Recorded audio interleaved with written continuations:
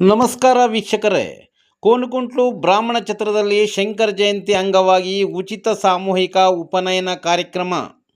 ಚಿಕ್ಕಬಳ್ಳಾಪುರ ಜಿಲ್ಲೆ ಚಿಂತಾಮಣಿ ತಾಲೂಕು ಶ್ರೀ ಕ್ಷೇತ್ರ ಕೋನಕುಂಟ್ಲು ಶ್ರೀ ಲಕ್ಷ್ಮೀ ವೆಂಕಟರಮಣ ಸ್ವಾಮಿ ದೇವಾಲಯದ ಕೆಳಭಾಗದ ಎಡಭಾಗದಲ್ಲಿರುವ ಬ್ರಾಹ್ಮಣ ಛತ್ರದಲ್ಲಿ ಶ್ರೀ ಕ್ಷೇತ್ರ ಕೋನಕುಂಟ್ಲು ಬ್ರಾಹ್ಮಣ ಸೇವಾ ಸಮಿತಿ ವತಿಯಿಂದ ಉಚಿತ ಸಾಮೂಹಿಕ ಉಪನಯನ ಕಾರ್ಯಕ್ರಮವು ಅರ್ಥಪೂರ್ಣವಾಗಿ ನಡೆಯಿತು.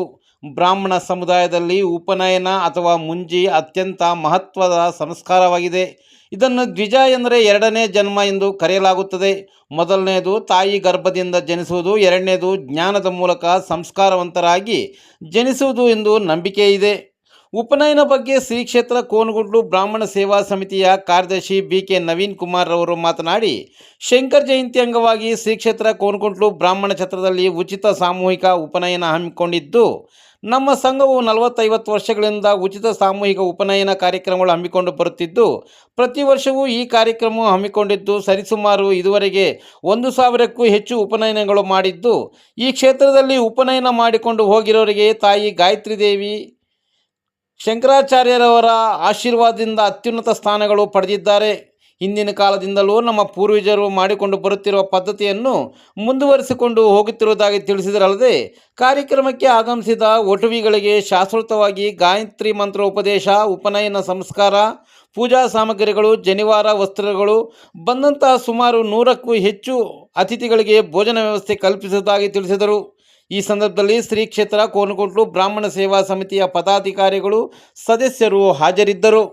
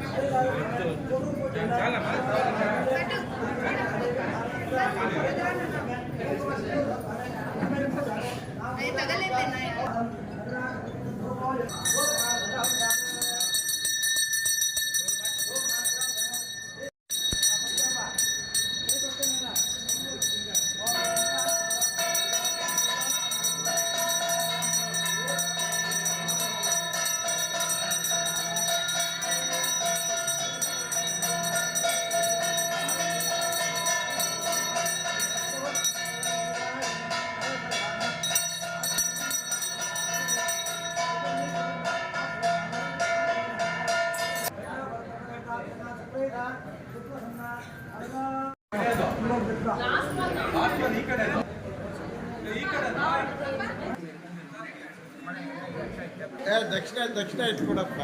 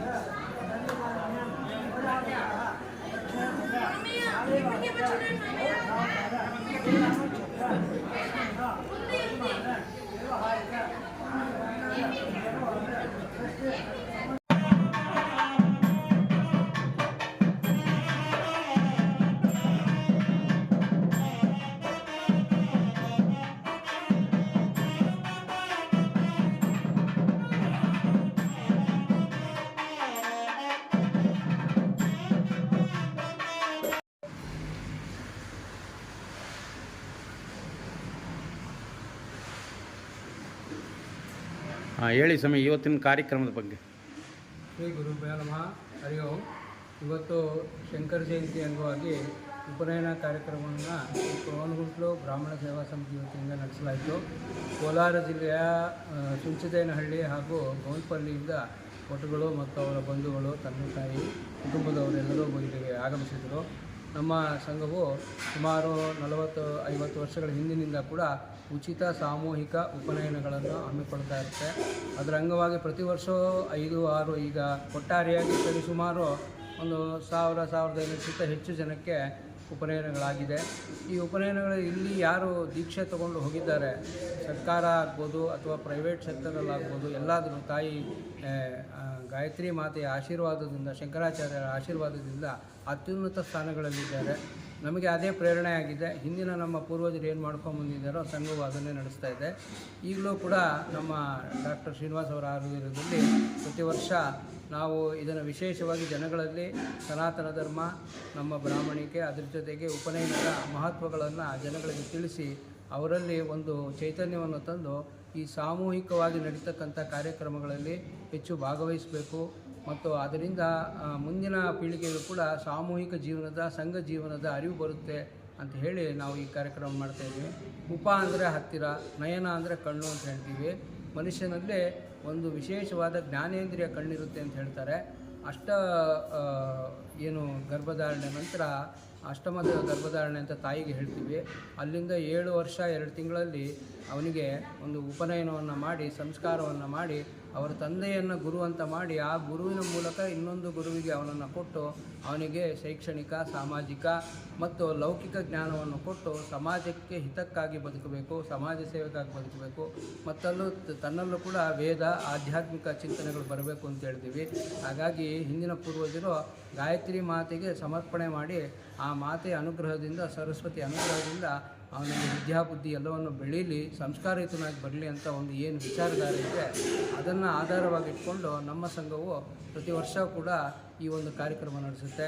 ಇದಕ್ಕೆ ವಿಶೇಷವಾಗಿ ಎಲ್ಲ ಮಾತೆಯರು, ಅವರ ಕುಟುಂಬದವರು ಎಲ್ಲ ಬಂದಿದ್ದರು. ಅವರಿಗೆ ಎಲ್ಲ ಸವತ ಎಲ್ಲ ಅನುಕೂಲಗಳನ್ನು ಮಾಡಿಕೊಟ್ಟಿದ್ದೀವಿ. ಇದು ಪ್ರತಿ ವರ್ಷದ ಕಾರ್ಯಕ್ರಮ ಆಗಿರೋದ್ರಿಂದ ಈ ಒಂದು ವೆಂಕಟರಮಣ ಸ್ವಾಮಿ ಆಧ್ವರ್ಯದಲ್ಲಿ ನಡೆಸ್ತಕ್ಕಂಥ ಕಾರ್ಯಕ್ರಮ ವಿಶೇಷವಾಗಿ ಅವ್ರಿಗೂ ಮತ್ತು ಅವ್ರ ಕುಟುಂಬದವ್ರಿಗೂ ಒಳ್ಳೆಯದಾಗುತ್ತೆ ಅನ್ನೋ ಭಾವನೆಯಿಂದ ಸ್ವಇಚ್ಛೆಯಿಂದ ಅವರೇ ಬಂದು ಮಾಡ್ಕೊಂಡು ಹೋಗ್ತಾರೆ. ನಾವು ಬರ್ತಕ್ಕಂಥ ಯಾರೇ ಅಂಥ ಸಾಮೂಹಿಕ ಕಾರ್ಯಕ್ರಮಗಳಿಗೆ ಉಳಿವಿಕೆ, ಊಟದ ವ್ಯವಸ್ಥೆ ಎಲ್ಲವನ್ನು ಕೂಡ ನಮ್ಮ ಸಂಘಟನೆಯಲ್ಲಿ ಮಾಡಿ ಸಮಾಜಕ್ಕೆ ಒಬ್ಬ ವಿದ್ಯಾವಂತ, ಒಬ್ಬ ಪ್ರಾಮಾಣಿಕ ಸತ್ಕರ್ಮ ಸಂಸ್ಕಾರವಂತ, ಒಬ್ಬ ವೇದ ವಿಚಾರಗಳನ್ನು ತಿಳಿದಿರ್ತಕ್ಕಂಥ ಒಬ್ಬ ವ್ಯಕ್ತಿಯನ್ನು ಅರ್ಪಣೆ ಮಾಡಬೇಕು ಅಂತ ಹೇಳಿ ನಮ್ಮ ಪ್ರಯತ್ನ ಮಾಡ್ತಾಯಿದ್ದೀವಿ. ಧನ್ಯವಾದ.